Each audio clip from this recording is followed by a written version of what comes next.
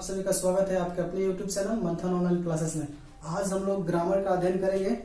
तो सबसे पहले कभी भी इंग्लिश सीखने, बोलने या पढ़ने में सबसे महत्वपूर्ण जो होता है वो होता है आपका ग्रामर। तो ग्रामर आज हम लोग सबसे छोटी छोटी चीजों के बारे में जानेंगे जो बहुत ही लाभदायक होगा। तो चलिए शुरू करते हैं। सबसे पहले ग्रामर के सेक्शन में हम लोग सबसे पहले हेडिंग हम जानेंगे वो होगा हमारा लैंग्वेज। लैंग्वेज मतलब होता है भाषा। लैंग्वेज को हिंदी में भाषा कहते हैं। भाषा क्या होता है आइए जानते हैं। कह रहा है कि a medium of exchanging ideas, a medium of exchanging ideas, feeling, thought to other and having its own script. क्या होता है कि लैंग्वेज वो एक ऐसा माध्यम होता है जो एक दूसरे से एक्सचेंज यानी कि अदला बदलाव होता है, वो भी किसके द्वारा? एक स्क्रिप्ट के द्वारा। किसके द्वारा? एक स्क्रिप्ट के द्वारा। तो स्क्रिप्ट का मतलब होता है लिपि। स्क्रिप्ट का मतलब होता है लिपि। हालांकि स्क्रिप्ट सभी भाषाओं के अलग अलग होंगे।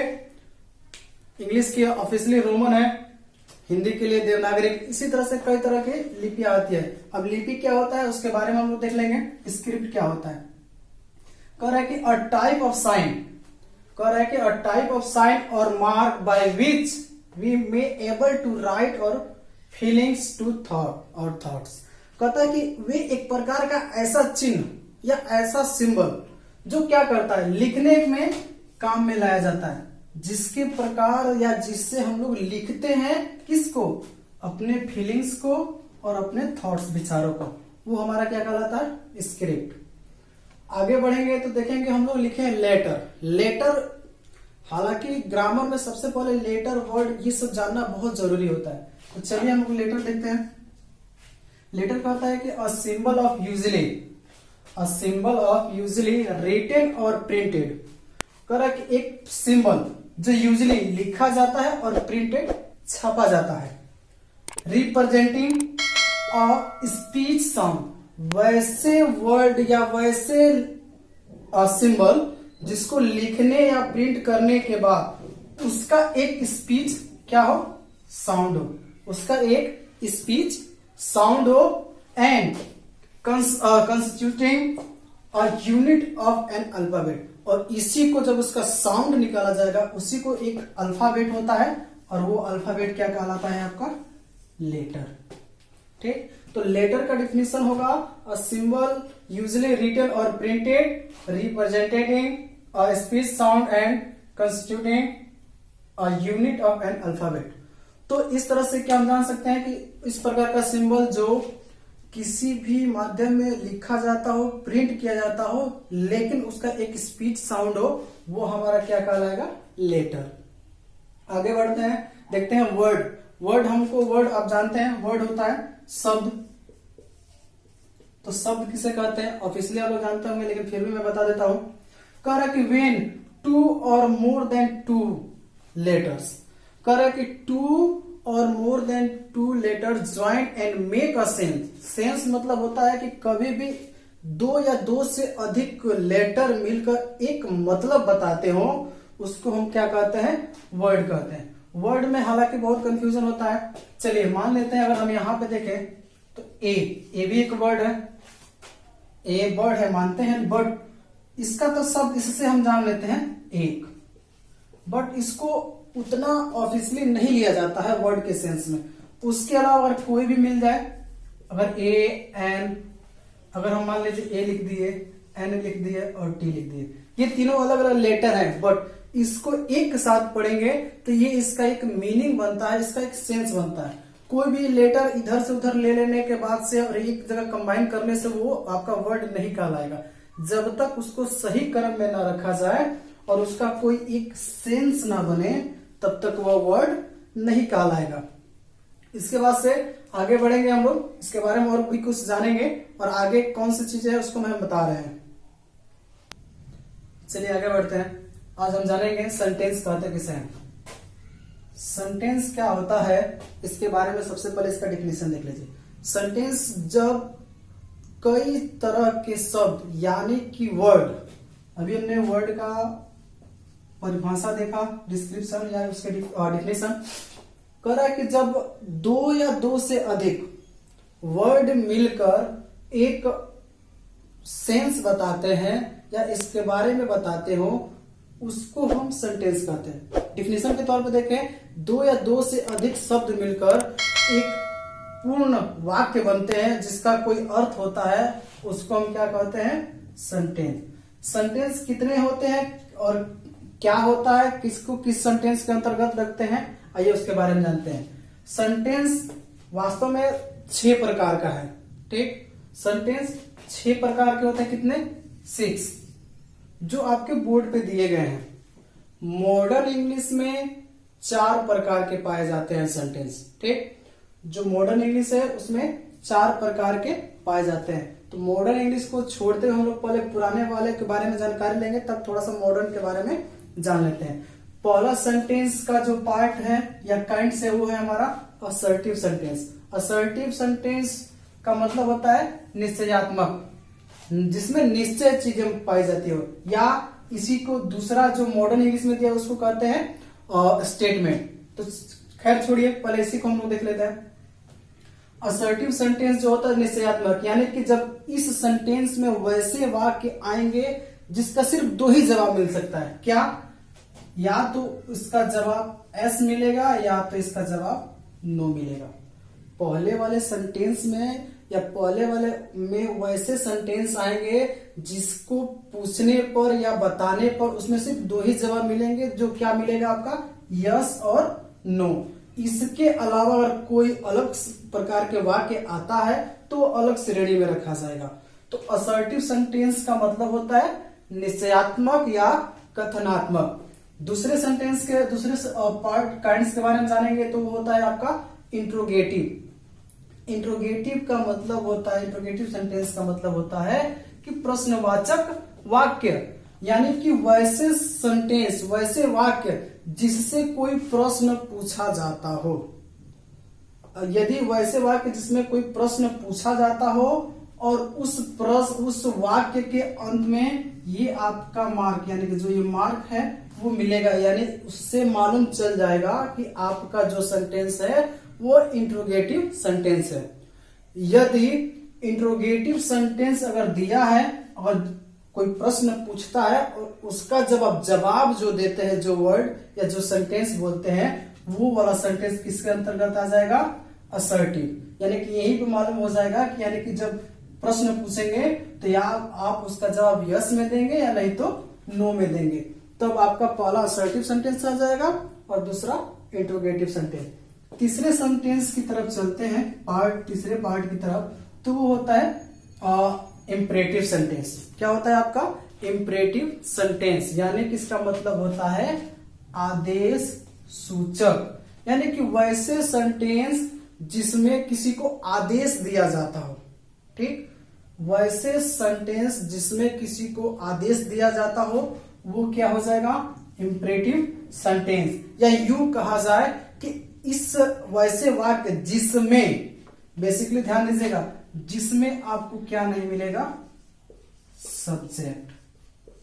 वैसे वाक्य जिसमें आदेश भी दिया जाता हो और उसमें सब्जेक्ट नहीं होगा, वो आपका क्या होगा? Imperative sentence. आगे बढ़ते हैं, चौथे नंबर पर हम देखते हैं। चौथे नंबर पे है आपका ऑप्टेटिव सेंटेंस। ऑप्टेटिव सेंटेंस का मतलब होता है इच्छा बोधक, यानी किसी चीज की आप इच्छा रखते हो, कोई भी इच्छा रखते हो और उसके वर्ड, उसी वर्ड को लेकर आप एक बड़ा सा पिरो कर एक वाक्य बनाएंगे और उस वाक्य को किसके अंतर्गत रखेंगे आप? ऑप्टेटिव सेंटेंस के अंतर्गत रहेगा। जैसे कोई अगर सेंटेंस की बात करेगा, ऑप्टेटिव सेंटेंस में अगर आपको दिक्कत होती है तो ऑप्टेटिव सेंटेंस का एक दो एग्जांपल लेंगे। तो जैसे कि मुझे एक कार मिल जाती, मुझे एक कार मिल जाती, ये मेरी इच्छा है। तो इस तरह के सेंटेंसेस को हम ऑप्टेटिव सेंटेंस में रखते हैं। ठीक, दूसरे और पांचवें की तरफ अगर हम चलते हैं, पांचवें काइंड्स की तरफ, तो ये है क्या? Exclamatory sentence. क्या है? एक्सक्लेमेटरी सेंटेंस, यानी कि इसका मतलब होता है विस्मयादि बोधक। हालांकि ये एक्सक्लेमेटरी सेंटेंस और ऑप्टेटिव सेंटेंस दोनों में सेम तरह से आता है, लेकिन कुछ चीजें ऐसी होती हैं जिसमें थोड़ा सा ध्यान रखने की बात होगी।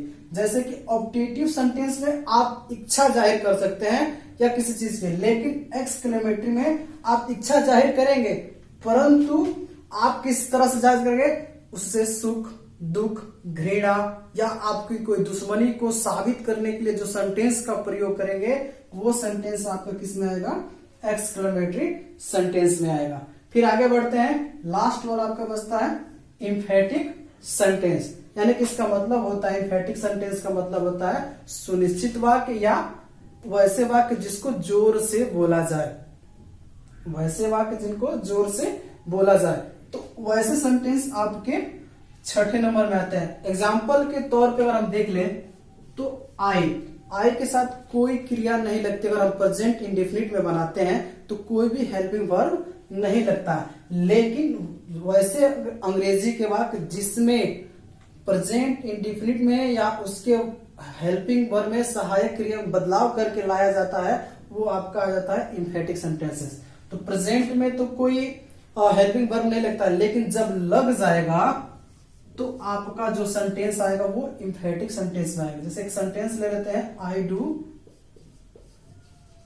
Play cricket. हालांकि ये जो जब डू लग जाएगा यानी कि जोरदार की भाव होगी, यानी कि मैं अवश्य क्रिकेट खेलता हूं, तो इस तरह के सेंटेंसेस आपके किस में आ जाएंगे, एम्फेटिक सेंटेंस में। मॉडर्न इंग्लिश की बात करें हम तो मॉडर्न इंग्लिश में 4 तरह के सेंटेंस के पार्ट बनाए गए, यानी कि उसके भेद बताए गए हैं। पहला आपका हो जाएगा क्या, असर्टिव सेंटेंस को क्या कह दिया गया है आपका, इसको कह दिया गया है स्टेटमेंट। असर्टिव सेंटेंस जो है हमारा पहला, इसको किसके अंतर्गत रखा गया है, स्टेटमेंट के अंतर्गत रखा गया, यानी कि एक पहला सेंटेंस हमारा बन गया मॉडर्न की तरफ। दूसरा आपका इंट्रोगेटिव रहेगा। मॉडर्न, अगर मॉडर्न इंग्लिश की बात करें तो पहला जो असर्टिव है उसी को नया नाम दिया गया जिसको कहा जाता है स्टेटमेंट। दूसरा है इंट्रोगेटिव सेंटेंस, ये आपका दूसरा आ जाएगा। तीसरा देखिए, तीसरा जो इंपरेटिव सेंटेंस है ना, इसको एक नया नाम दिया गया है जिसको हम क्या कह सकते हैं, तीसरे को हम कह सकते हैं कमांड। कमांड यानी कि आदेश देना।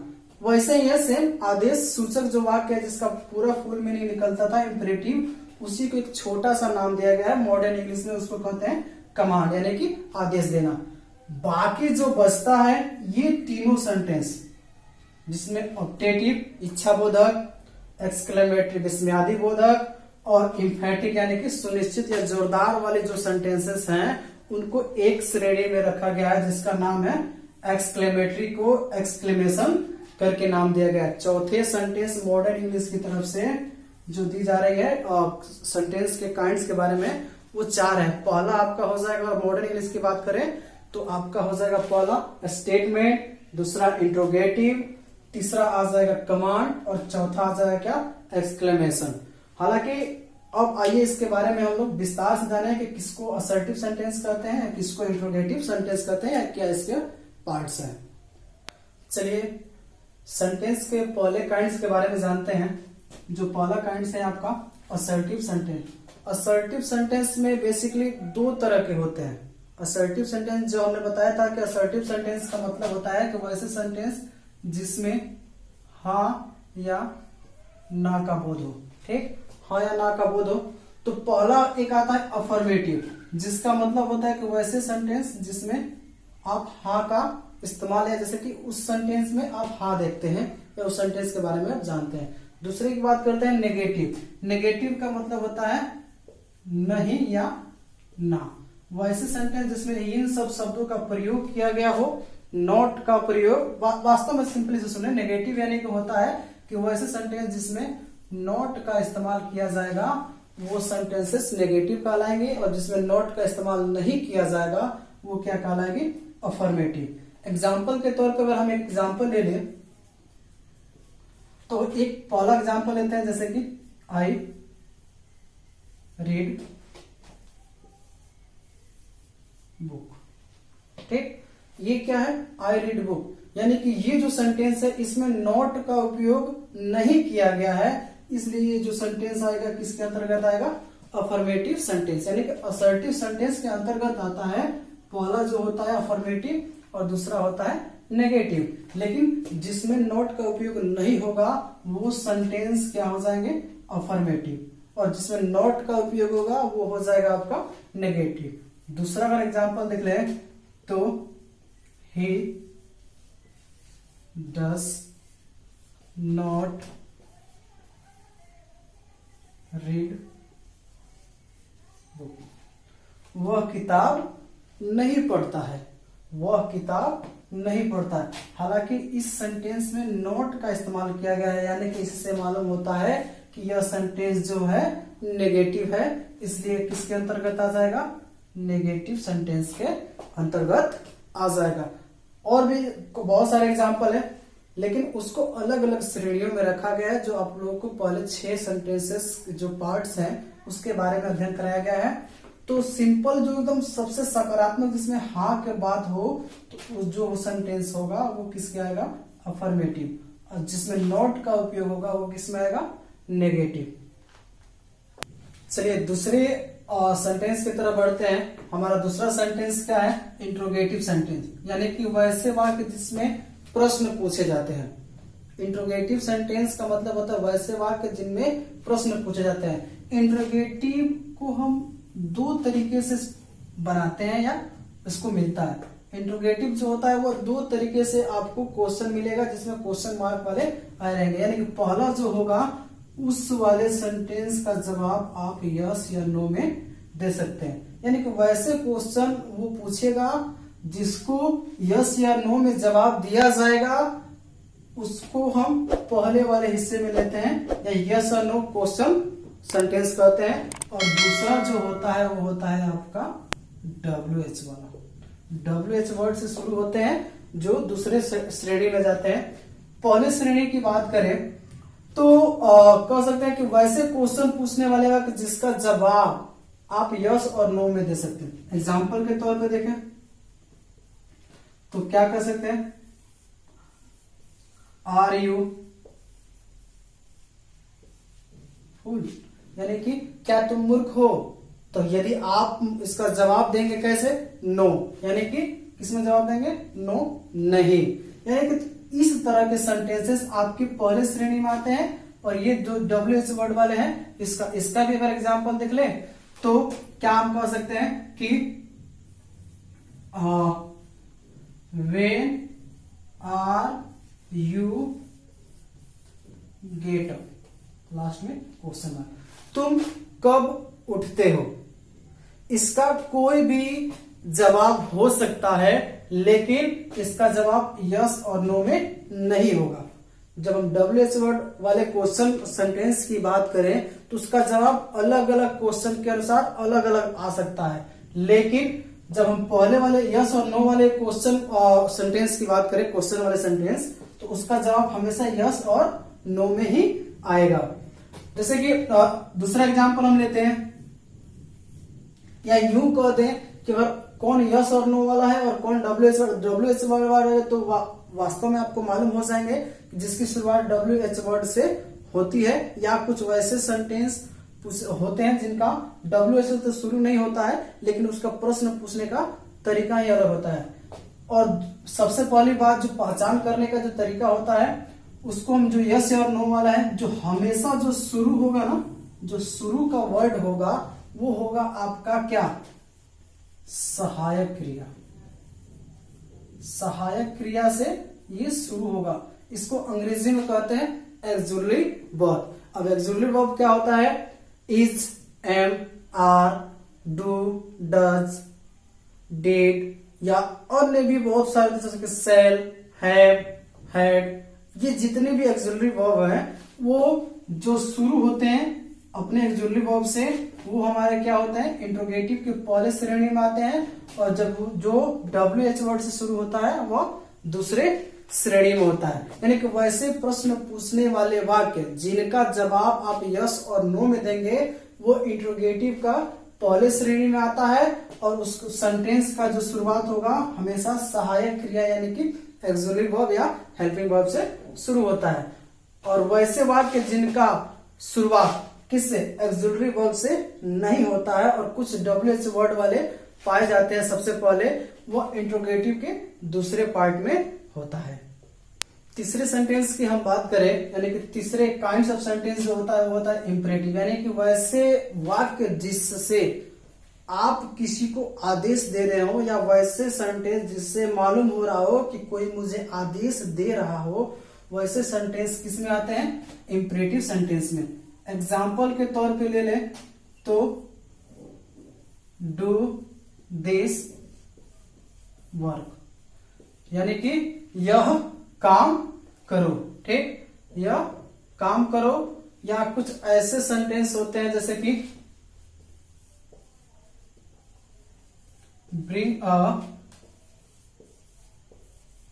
ग्लास ऑफ वाटर, एक ग्लास पानी लाओ।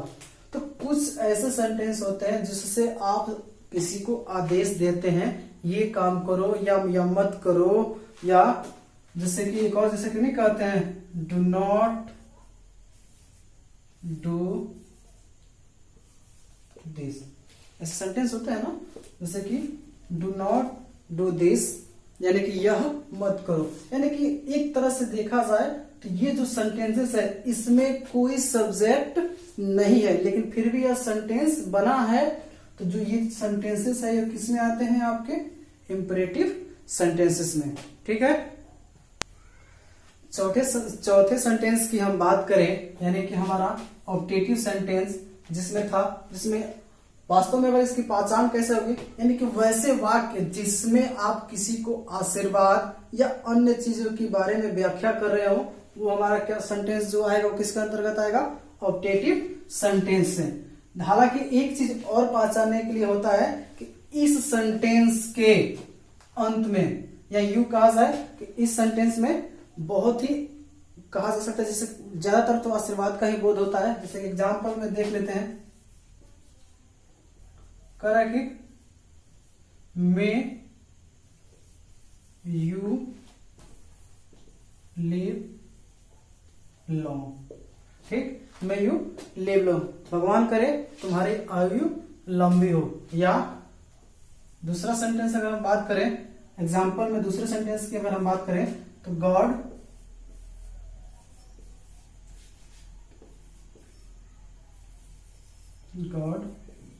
ब्लेस यू, यानी कि भगवान तुम्हारी रक्षा करे। यानी कि वैसे सेंटेंस हम जो बोलते हैं जिसमें किसी को आशीर्वाद या अन्य चीजों के बारे में व्याख्या करती है, उसको हम क्या कहते हैं? Optative sentence.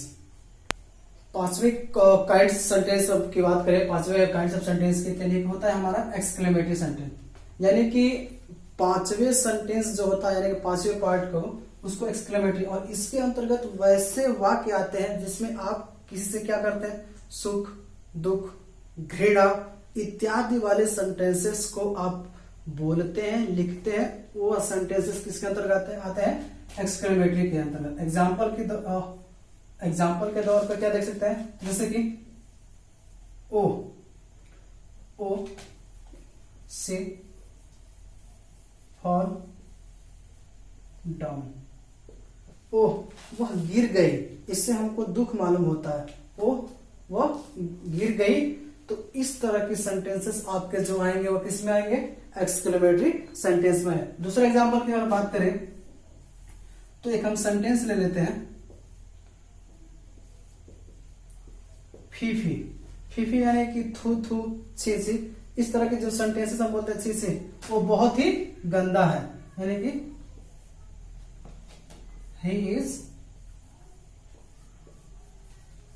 dirty, यानी कि वो गंदा है। तो इस तरह की जो घृणा, ईर्ष्या, सुख दुख वाले जो सेंटेंसेस होते हैं वो आते हैं एक्सक्लेमेटरी सेंटेंस में। और लास्ट वाले को हम देख लेते हैं। लास्ट वाला आपका होता है क्या? एम्फेटिक। एम्फेटिक जो सेंटेंस होते हैं, यानी कि जो जोरदार या सुनिश्चित वाक्य, इसको पहले भी समझा चुका हूं, एक बार फिर समझा देता हूं।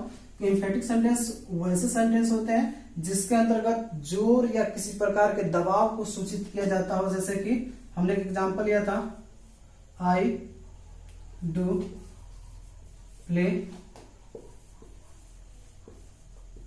फुटबॉल, मैं अवश्य फुटबॉल खेलता हूं। या जैसे कि I will win the match.